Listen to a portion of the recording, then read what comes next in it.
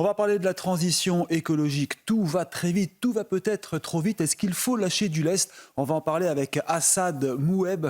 Bonjour. Bonjour. Vous représentez FEDExpert, hein, vous êtes le fondateur de cette fédération des experts en diagnostic énergétique, c'est comme ça que l'on dit. C'est comme ça, plus largement, de l'efficacité énergétique. Exactement. Alors, on va en parler, pourquoi? Parce qu'on a eu le ministre de l'économie, Bruno Le Maire, qui a dit « Ah, il va peut-être falloir lâcher du lest, être un peu moins strict sur le calendrier de rénovation pour éviter les passoires énergétiques à la maison ».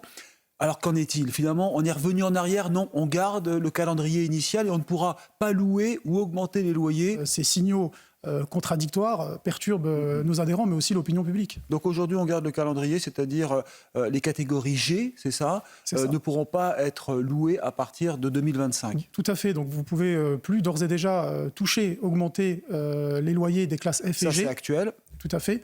Et en 2025, vous ne pourrez plus louer ces classes G, puis les classes F en 2028 et les classes E en 2034. Donc 2034, c'est dans 10 ans, donc ce n'est pas vraiment longtemps. Il faut savoir que la classe E, c'est quasiment la moitié du parc immobilier français. Donc on sent quand même une ambition assez sérieuse de ce côté-là.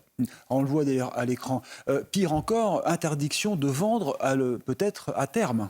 Tout à fait. Donc ça, c'est bien entendu, il n'y a absolument rien, aucun texte ni l'ombre d'un texte actuellement en discussion, mais c'est des choses qu'on a effectivement entendues en bruit de couloir. Et le président de la République, Emmanuel Macron, est même intervenu à un moment donné pour dire que c'était absolument pas à l'ordre du jour. Mais effectivement, je dis, il faut toujours faire attention au bruit de couloir. Hein. Un jour, oui, c'est ça. Si on en parle, c'est que peut-être il y a quelque chose qui venait à se discuter. Oui, parce que l'interdiction de vente des passoires énergétiques, là, ce serait quand même un gros handicap, sachant que le marché de l'immobilier est bloqué, que beaucoup de personnes n'arrivent pas à se loger.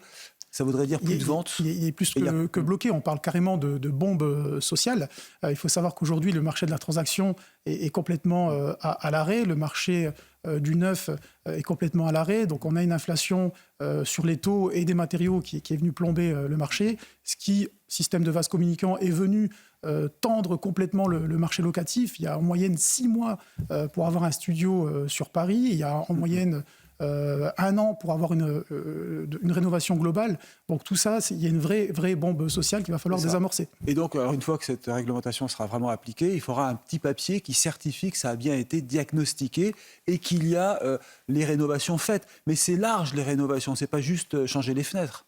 Tout à fait. Donc il y a un contexte économique qui n'était pas favorable pour faire, du moins pas mis en place par les aides type MaPrimeRénov', C2E, prêt à taux zéro, pour avoir une rénovation globale. Ça ne sera plus le cas au 1er janvier 2024, puisque ces fameuses aides à la rénovation énergétique vont prioriser en fait les rénovations globales. Donc effectivement, ça coûte beaucoup d'argent de faire des rénovations globales. C'est pour ça que ces aides sont là. Et il va y avoir des accompagnateurs rénov' qui vont entrer en jeu, qui seront agréés par l'ANA, certifiés RGE pour accompagner à la réalisation de tous ces travaux. Est-ce que tout le monde les aura, ces aides?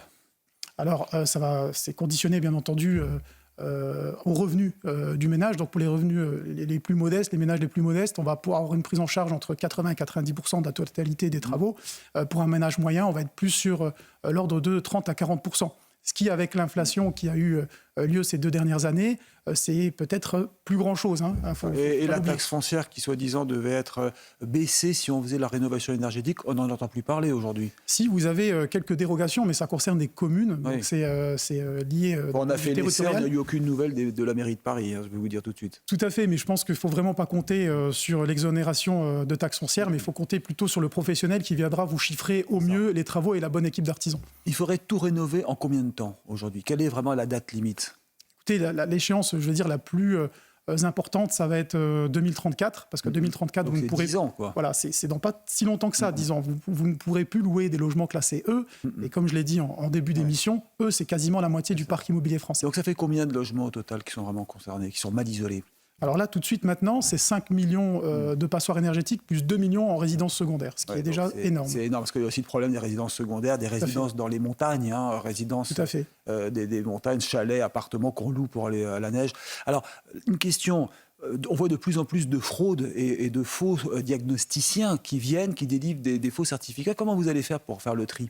Alors là, pour l'instant, il n'y a absolument aucun rempart, loi du moins contre la fraude. Donc FEDExpert, on a proposé à ce qu'il y ait une loi transversale anti-fraude qui couvre toute la chaîne rénovation, c'est-à-dire en partant des diagnostiqueurs, auditeurs énergétiques, en allant jusqu'aux aux installateurs.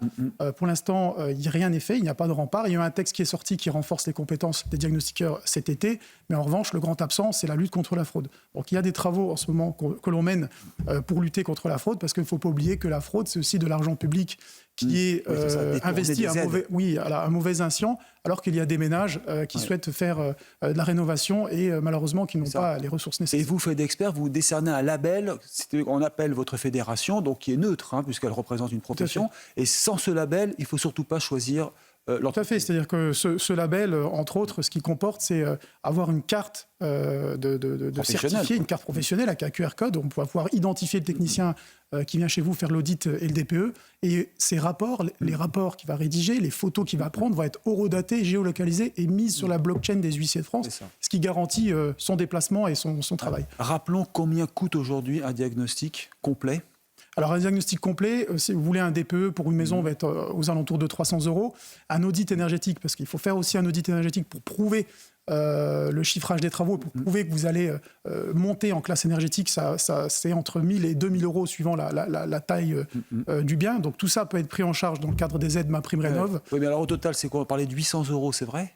Oui, c'est tout à fait ça. C'est tout à fait ça. C'est même un peu plus. Aujourd'hui, on voit on est compte à une époque où on a du mal avec le porte-monnaie, c'est quand même un sacrifice. Tout à fait, mais il faut avoir un bon accompagnateur qui va pouvoir vous mobiliser le maximum d'aide. Donc ça, c'est quelque chose qu'il faut faire. Il faut vraiment prendre en compte. L'accompagnateur va devoir maîtriser tous les dispositifs d'aide nécessaires.